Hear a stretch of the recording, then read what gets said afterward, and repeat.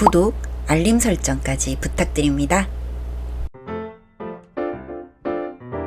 오늘도 우리 사는 이야기 찾아주셔서 감사합니다. 사연자분이 보내주신 이야기 시작해 볼게요. 저는 30대 간호사입니다. 저는 어릴 때부터 아버지와 함께 아주 힘들게 살아왔고 현재도 그리 여유롭진 않습니다. 저희 아버지는 페인트 공사를 하는 분이셨는데 인력소에서 필요로 할 때만 일을 나가시곤 했습니다. 아주 어렸을 적에는 전 아버지가 참 좋았습니다. 그런데 청소년기가 되어서부터는 아버지가 너무너무 원망스럽고 싫었습니다. 다 쓰러져가는 집에서 아버지와 단둘이 사는 것도 너무 싫었고 그때부터 우리 집이 너무 가난하다는 것을 알게 되니 끔찍하게 싫었죠.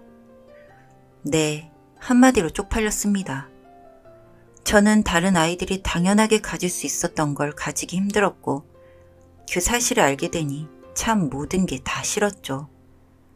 그리고 그 모든 게 다 아버지 때문인 것만 같았습니다. 그래서 항상 학교 시간이 지난 후 한참 뒤에야 집에 혼자서 가곤 했습니다. 혹시라도 아이들이 우리 집을 알게 될까봐 너무 걱정되었으니까요. 그때부터 전 다짐을 했습니다. 정말 나는 내 능력이 없다면 살기 힘들 거라는 생각이 들었고 혼자 헤어나갈 수밖에 없겠구나 하는 생각을 했습니다. 그래서 고등학교 때 학원도 다니지 못했지만 열심히 공부해서 대학을 간호학과에 들어갔습니다. 간호사가 되면 제 밥벌이는 할 수 있을 것 같았으니까요. 그런데 저에게 정말 충격적인 일이 일어나고 말았습니다. 대학 합격 소식이 들려오던 날, 전 합격을 했다는 사실에 너무 행복해하고 있는데 또 하나의 소식이 들려왔습니다. 아버지가 사다리에서 떨어져 한쪽 다리를 크게 다쳤다는 소식이었습니다. 놀라서 병원에 찾아갔는데 아버지는 다치긴 했지만 괜찮다면서 기본 처치만 받고 집으로 돌아오셨고 그렇게 시간만 보내다가 결국은 한쪽 다리를 절게 되었습니다. 이제서야 알게 된 사실이지만 그 병원비조차도 제 등록금 때문에 쓰실 수 없었던 거였죠. 하지만 전 그 당시 철이 없었습니다. 한쪽 다리까지 절뚝거리는 아버지가 정말 더 싫어졌으니까요. 그렇게 온전히 독립을 하게 되었고 전 아버지를 보러 가지 않았습니다. 온갖 핑계는 다 갖다 대면서 보러 가지 않았습니다. 그냥 아버지를 보게 되면 지금은 살만해진 내 삶이 또다시 시궁창처럼 변해버릴 것 같은 두려움이 있었으니까요.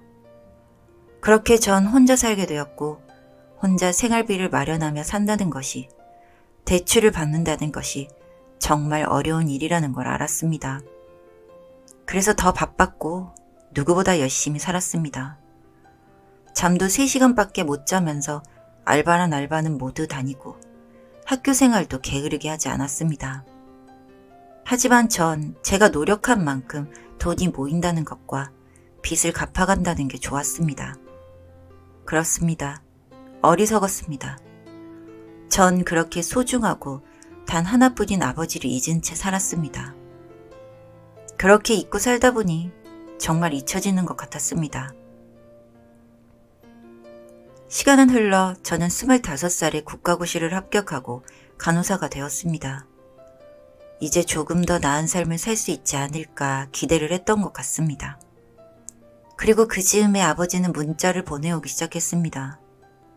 딸, 올해엔 집에 올 거니? 딸, 아빠가 보고 싶단다. 딸아, 아빠가 미안하단다. 딸아, 아빠가 할 이야기가 있는데 집 한번 와주지 않겠니? 전 너무 삐뚤어져 있었습니다. 그런 아버지의 문자에 저의 답장은 항상 같았습니다. 저 바빠요. 그러다가 어느 날은 갑자기 이상한 기분에 몰래 아버지가 계신 집 근처를 찾아갔습니다. 쓰레기를 비우러 나오시는 아버지를 보고 그 절뚝이는 다리를 보고는 이상하게 마음이 저려왔습니다. 그냥 항상 밉고 원망스러웠던 사람이 왜 그렇게 보이던지 아마도 그때부터였던 것 같습니다. 다리를 다치고도 병원에서 기본 처치만 하고 나왔던 이유를 같이 일하던 아저씨에게 들었던 그때부터요. 그리고 그 사실을 듣고도 처음엔 외면하고 싶었습니다. 내 아버지는 그럴 사람이 아니라고. 날 위해 그렇게 희생할 사람이 아니라고 말이죠. 그런데 시간이 흐를수록 아닌 것 같더군요. 그간의 제 행동들이 후회스럽기도 하고 처음으로 미안하다는 생각이 들었습니다. 대학 간 이후로 말도 없이 집을 나와 몇 년 동안 얼굴도 비추지 않았으니까요. 그래도 생각해보면 날 키워준 분이었는데. 그래서 더 답장할 수 없었고 바쁘다고 하면서 얼굴을 비추지 않았습니다. 용서를 빌 용기가 저에겐 아직 없었거든요. 그렇게 멀리서 아버지를 보고 돌아와서도 제 생활은 바뀌지 않았습니다. 열심히 간호사 일을 하면서 지내고 있었고 그렇게 그날도 일을 마치고 집으로 돌아가던 길이었습니다. 그때 누군가 말을 걸었습니다. 아가씨, 저기요? 네, 저요?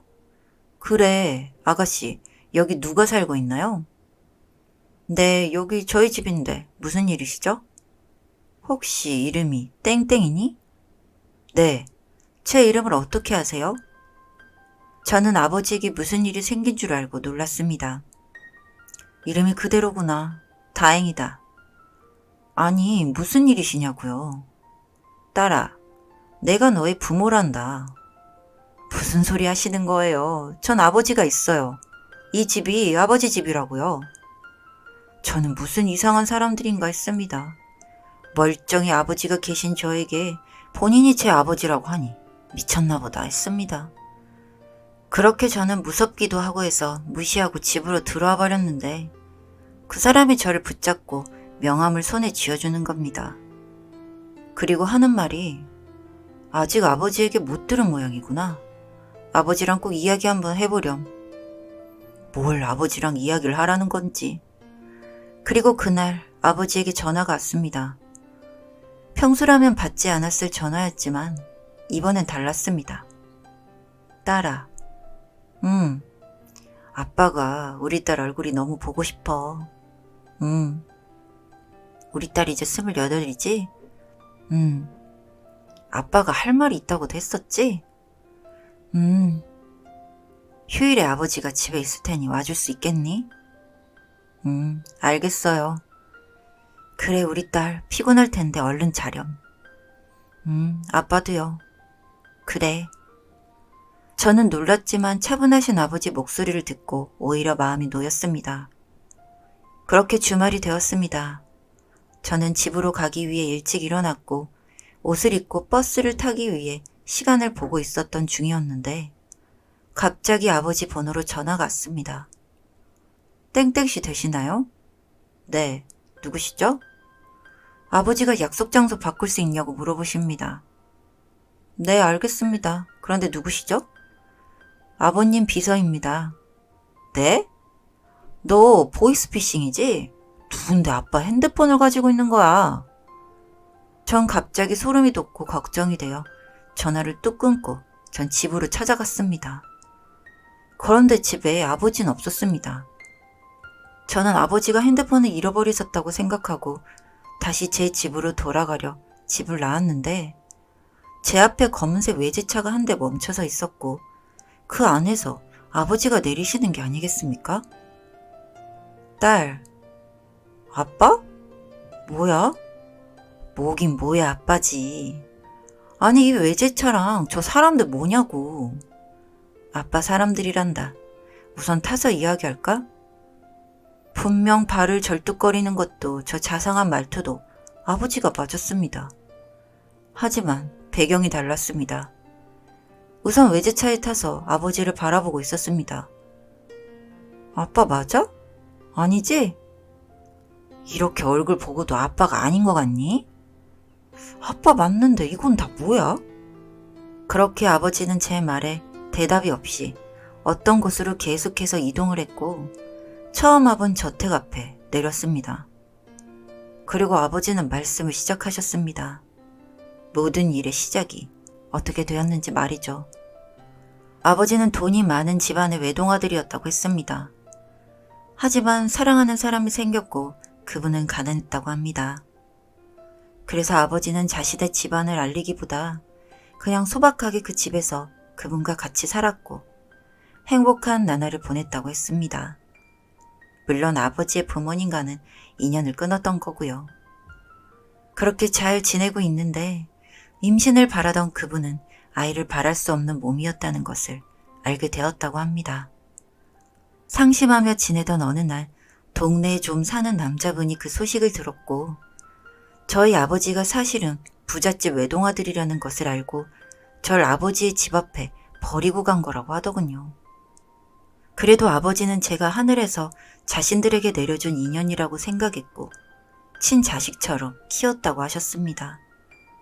그런데 얼마 뒤 아버지의 그분은 자궁 쪽에 있던 문제가 심각해져서 투병 생활을 하다가 돌아가시게 되었고 모든 걸 잃었다는 생각에 다 포기하고 죽고 싶었지만 아버지에겐 제가 있었다는 겁니다. 그날 이후로 아버지는 절 키우기 위해 인력소에 나가 일은 했지만 저에게 온전한 사랑을 줄 수는 없었다고 합니다.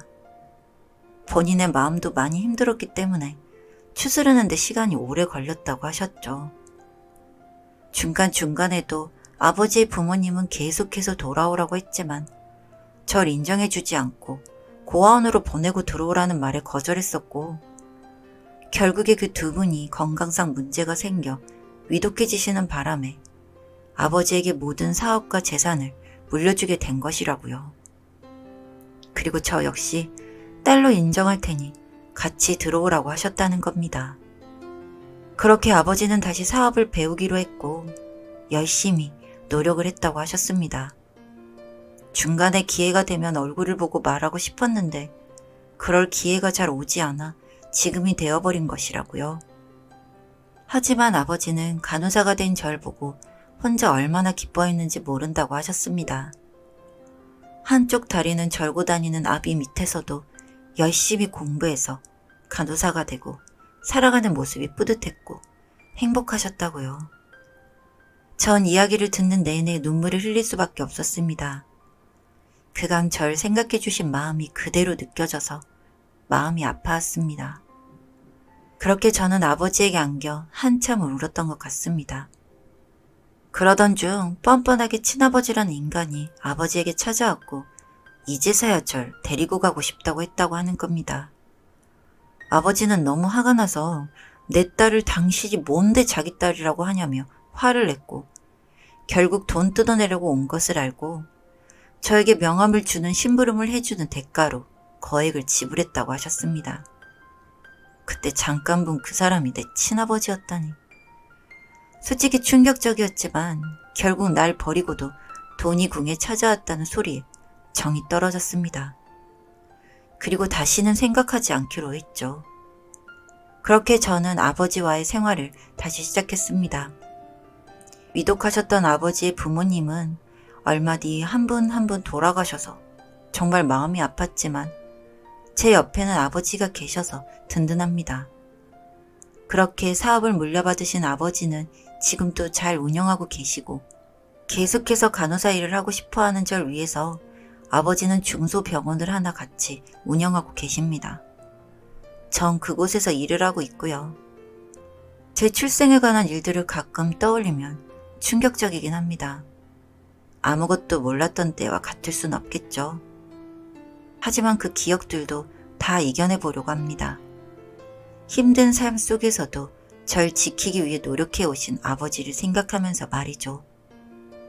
아빠, 절 세상 속에 혼자 두지 않고 지켜주셔서 감사합니다. 사연은 여기까지였고요. 우리 사는 이야기 시청해주셔서 감사합니다.